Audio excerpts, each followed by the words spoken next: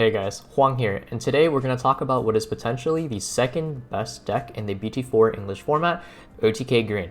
If you want to talk to me personally or just join a really comfy community, there is a Discord link down below. It is my personal Discord. Feel free to join it if you want, but without further ado, let's get started.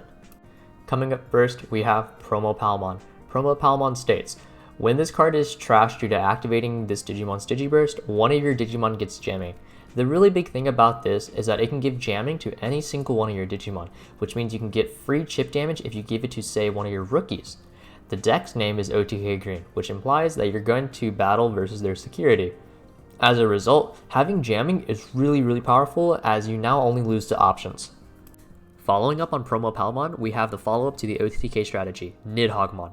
It is a 5-cost evolution with 13k DP, and it states, when you Digivolve into this card, Digiburst 4, then suspend all of your opponent's Digimon with 5000 DP or less, and then place all of them to the bottom of the deck, all of your opponent's suspended Digimon, and then trash those sources. The big thing about Nidhoggmon is that he can potentially wipe your opponent's entire board, especially if they play extremely poorly. Do keep in mind that this is a really large cost. Not only is it 5 memory, but it costs a Digiburst 4, which means if you Digiburst at any point prior to that, you're unable to use your Nidhogg. So if you use your Palamon effect, then you can no longer Nidhogg. The only way to get a Nidhogg successfully is if you use it on a stack that came from the raising area. You can't hard play something and then expect to get your Nidhogg off, so you keep that in mind. Also, you can use Hidden Potential Discovered in order to make Nidhogg a 0-cost board wipe.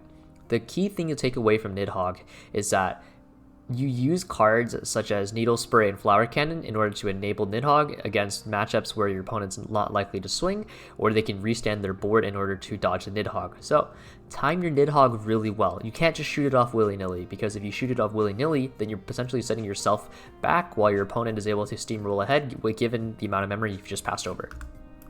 Now, the crux of the Gran Kuwaga OTK deck, Gran Kuwaga himself. Gran Kuwaga is a 3-cost evolution with 11k DP as standard per 3k Digivolutions, and his ability is Digiburst 2, one of your Digimon gains security attack +1.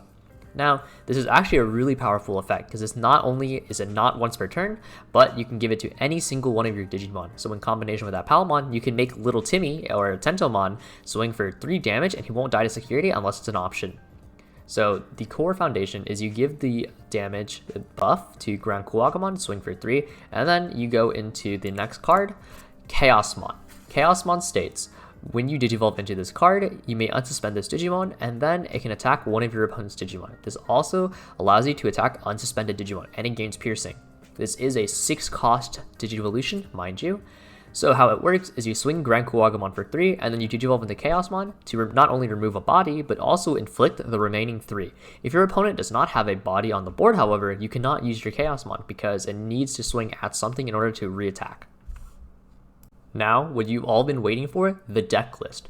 So as we mentioned before, the main game plan is to go into Gran Kuwaga and then go into Chaos and deal a total of 6 damage, from which point any 1 damage will potentially end the game, assuming they do not heal. However, keep in mind, you cannot simply tunnel vision into this strategy.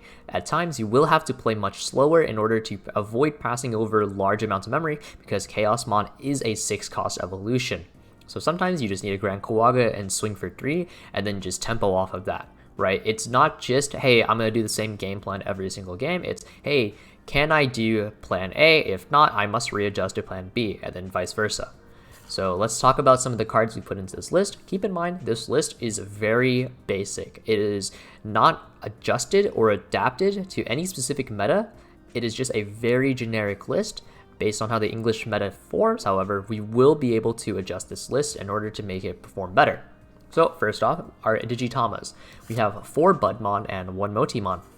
A lot of green Digitamas do give plus 1000 TP, and the reason we use Budmon over the others is because cards like Palamon, cards like Gran Kuwagamon, cards like Nidhogg all benefit from this. It allows them to get the plus 1000 DP non-conditionally. In Gran Kuwagamon's case, he wants to be able to swing at the opponent's security. If you use cards such as Minomon, then he wouldn't be able to gain the plus 1000 DP when he swings to security, thus leaving him at an 11k DP. In the case of Palamon, if you used instead Motimon, who gives plus 1000 if you're level 6 or higher, Palamon wouldn't get the plus 1000 DP, and thus we strike for that middle ground or Budmon. And then our fifth egg is Motimon, because Motimon does work for Gran Kuwaga and Chaosmon, which is the crux. It doesn't work with Lilamon, but that's okay, because we're running 4 Budmon for that reason. Up next, we have Vanillas, because Vanillas work way too well with the Digisorption mechanic. 2 Terriermon. We use Terriermon in order to potentially shut down Yellow's Blinding Light, and then potentially Blue as well, as Blue is a really popular color in North America. 2 Lalamons. They give us some form of recursion. If we Digiburst them off of our Lilamons or our Gran Kuwagas or Nidhoggs, then we get that card back in our hand, so it allows us to set up for the following turn. And then 4 Promo Palamon, as we mentioned before, the jamming is instrumental in setting up the OTK. And then 3 Tensomon. Tensomon, if you don't know, is when you play this card, for 3 memory by the way, you can check the top card of your deck, and if it is a green Digimon, add it to your hand. If we call Tensomon off of Argomon, that is potential +1. We can also use it to tempo out, as we don't want to go straight for the OTK. And by doing so, we can search for our pieces. We can search for our Lilas, our Nidhoggs, and our Gran Kuwagas. Up next, we're going to go into our level 4 lineup. We run 4 Vegiemon. It is extremely cheap. If you can slam the Veggie, go into your level 5, and then Gran Kuwaga, and then you can still Digiburst for 2 and still get at least +1 security attack. It's also a 6k DP, which means it dodges opposing Nidhoggs, which is really, really significant. And for that reason, we also play the Woodmon. Woodmon being 6k DP means he does dodge Nidhogg, as well as making it so if you're in the OTK mirror, you're able to block their initial Gran Kuwagamon swing. Following Woodmon, we have 2 Kabuterimon. It is a 1-cost evolution. Ideally, like we mentioned before, we want to turbo. And so we play 1-cost evolution, and the plus 1000 DP potentially is not bad by any means. We can give our Lilamon an extra kick if we need. And then we play the 4 blocker Kabuterimon. Not only is it a blocker, it's also a 1-cost evolution. It does not, however, dodge Nidhogg, so keep that in mind. Going into our level 5 lineups, first up we have the 1 Argomon level 5. This card is still very good. It is a Blossomon with an ESS, and it allows us to call our Tentomons for free, or Terriermons if need be. We play 2 Cherrymons because Cherrymon is not only a 2-cost evolution and a 7k base still, but it also, like we mentioned before, it dodges the Gran Kuwagamon swing. Well, not dodges, but it blocks it rather. And it forces War Greymon to find an additional 1k from somewhere in order to kill it off of his ability. 3 Blossomon because the ability to Digivolve for free is extremely powerful. However, we don't want to go too crazy on this, as we don't want to leave our stack vulnerable, because if we have to bring it out of raising, that means War Greymon can potentially come and swing at it. And we play 2 Lilamon. Lilamon does sound counterproductive on paper to Gran Kuwagamon and Nidhoggmon initially. However, you can use your Lilamon to punish your opponent if they decide to step out of raising area and be more aggressive. If they do so, you can go into Lilamon and then slap their stack. Really, really powerful stuff. Not only that, but if you have Lilamon underneath your Gran Kuwaga and you have a Mimi set up, then you can rest that blocker and still get your 3 damage off. Really, really strong. Now going into our level 6, we have 3 Nidhogg. We don't want to play 4 Nidhogg because he is a 5-cost evolution and he's not the main focus of our deck. But we want to see him often enough to where if our opponent tries to punish us or go for game, Nidhogg is there to clean it up. 4 Gran Kuwaga, as he is the core of the strategy. We want to see him as often as possible in order to resolve the combo. And then 3 Chaosmon. We can play Chaosmon at 3, or you can play it at 4, it depends on how you feel. In this list, we're only playing 3 because it's a very basic list and we want to avoid bricking in lists such as these. However, if you want to maximize your consistency, you would just play 4. We play 1 Hidden Potential Discovery because the ability to Chaosmon for 1 or Nidhogg for 0 is way too good to pass up. 2 Needle Spray because Needle Spray plus Nidhogg is guaranteed kill on larger stacks. It can also rest blockers if needed. And then 2 Mimi, not only for Lilamon synergy, but also the ability to pull things out of raising if need be. Now let's talk about some tech cards. As far as tech cards go, there's actually quite a bit. This deck may have a straightforward approach on paper, however, underneath the surface, there's actually a bunch of different ways that you can go about it. For example, we can use the starter deck Palamon, who gives plus 2000 DP when you swing at a Digimon in order to beat over large bodies, and this is extremely powerful in combination with Lilamon, as Lilamon then suddenly breaks 9000 DP, which breaks over almost every single level 5 in the game, I believe, except for a few that are 9 and a few that are 10. But it's super powerful. Mega Kabuterimon allows you to deal with Mega Zoo deck betters, as you can delete the top of their security, which then means you will not trigger their security effect if they do have one. So you can swing Gran Kuwaga to slow play, or you can go into Chaosmon and also use this effect. Mega Kabuterimon is really, really strong.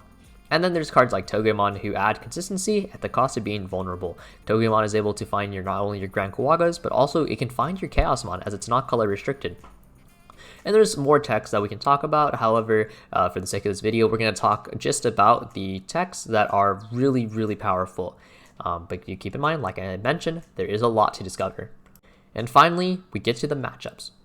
OTK Green is really powerful against decks that have really bad recovery. When you swing for 6 and you put them at 0 and you say, hey, at any point, if I hit you, you will lose. If they can't stabilize from that, they're just out of the game. Not only that, but they also have to take into account, if they try and stabilize, do they lose to a follow-up Nidhogg?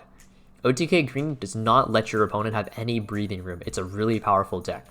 But this deck will struggle with decks that have strong security. If you swing for 3 damage and you hit a Gaia Force, your entire strategy just went out the window.